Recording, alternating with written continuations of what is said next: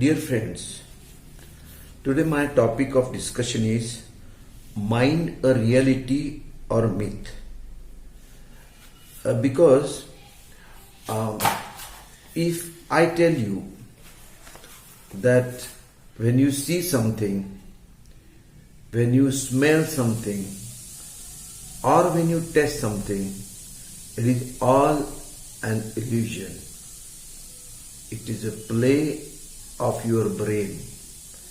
In reality, outside your brain, the things are odorless, tasteless, and colorless. This will be very shocking to you.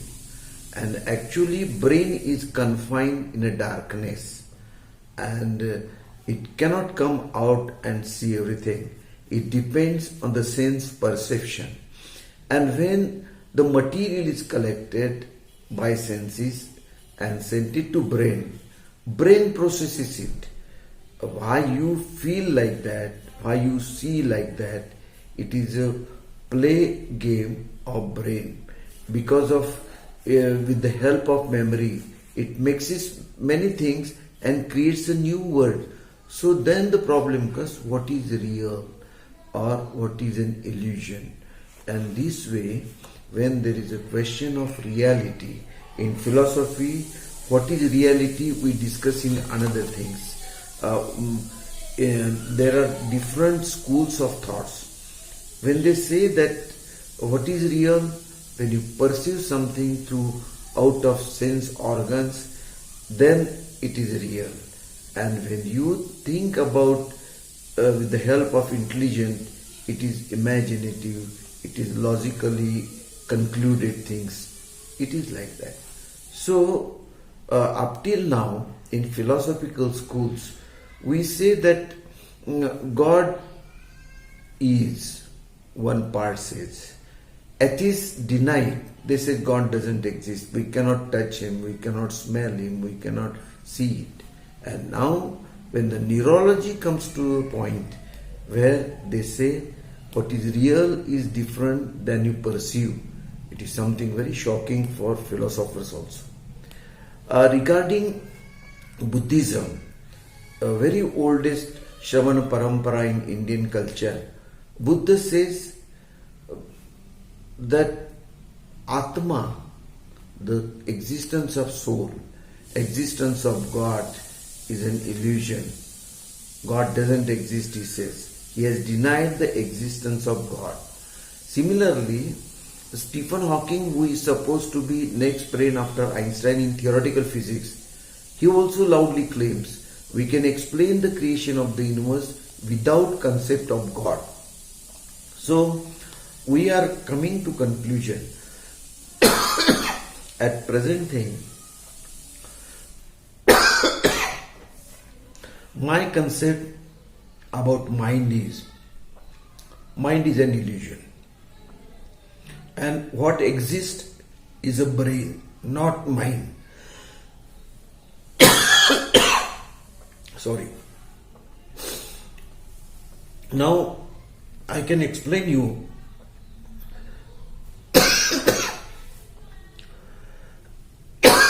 50 years earlier,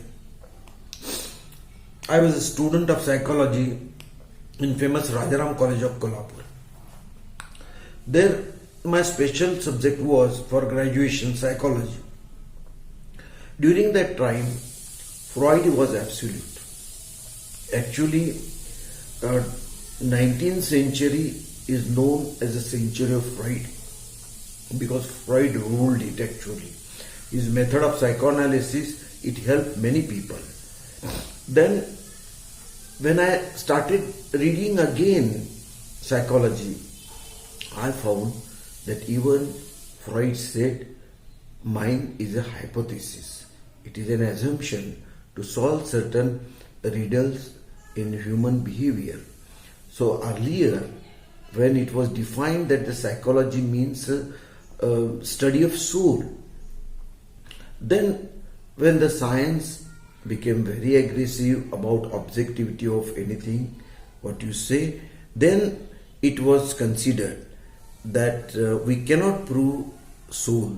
So study of soul is impossible logically. So then psychology was defined as a science of behavior.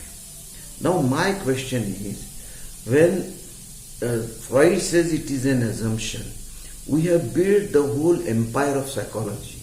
We have said it is a psychology, child psychology, abnormal psychology, industrial psychology, neurological psychology, so different social psychology, so different branches of psychology were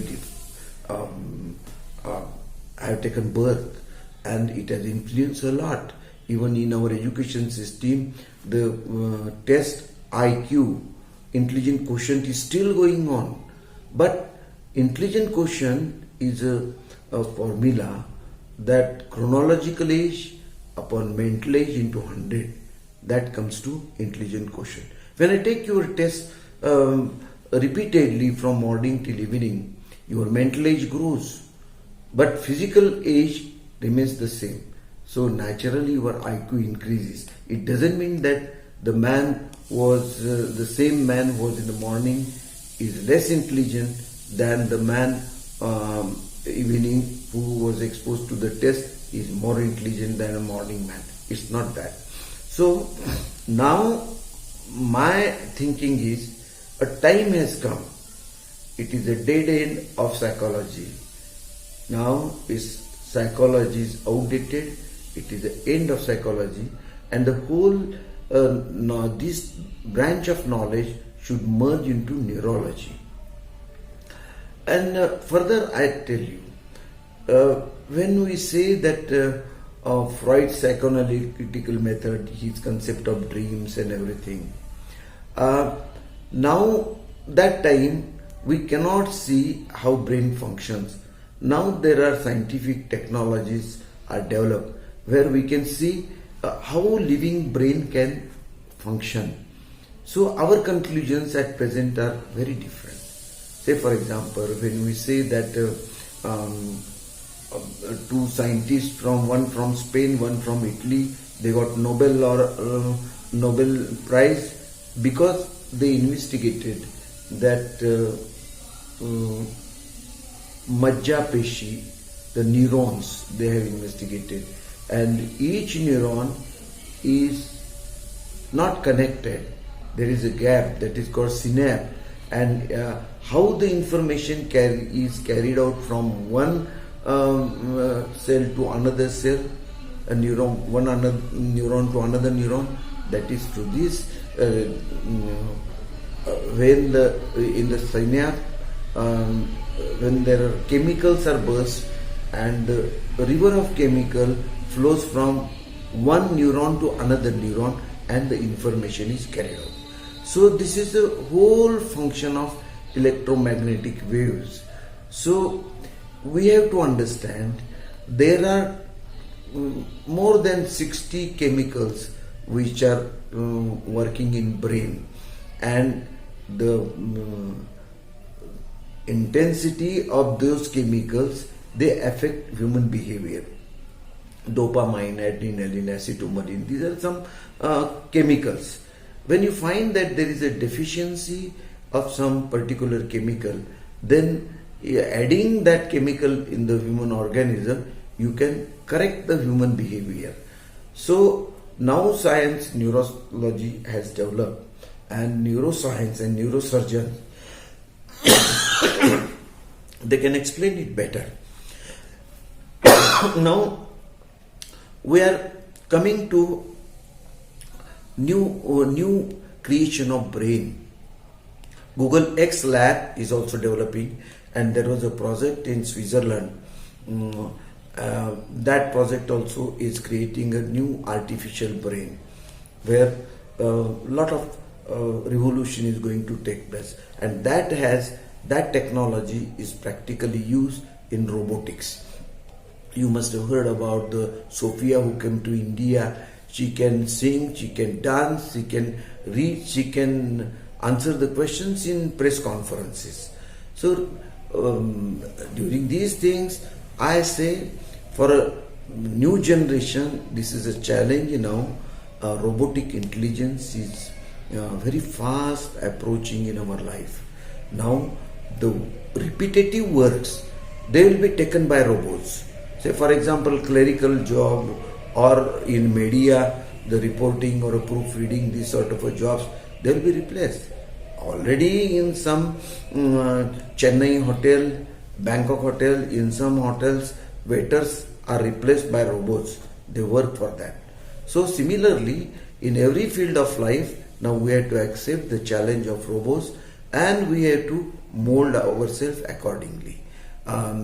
Even sometimes Stephen Hawking also has expressed his fear that this artificial intelligence may supersede human intelligence, and the result may happen that we ordinary level intelligent human beings may be slaves of the robots. So that revolution is coming. Now Indian youths, Indian scientists, Indian research scholars, they should more think about neurology than psychology, and neuroscientists, neurosurgeons, neurophysicians, they should also discard the branch of neuropsychology, and they should more and more study the wonders of brain, because brain is such a thing that he is a master of human life, and also he controls his behavior. So whenever you want to create a Superman of Nietzsche philosopher, he should not be diverted to become Hitler, but it should be a Superman. It should be a benevolent dictator of the human race, and we have to work according to that. So friends, today, the day of neurology, I express my best wishes to all research scholars, medical professionals in this field of neurology. And then again repeat, it is the end of psychology, or it is a time to merge psychology into neurology that will give a bright future to human beings.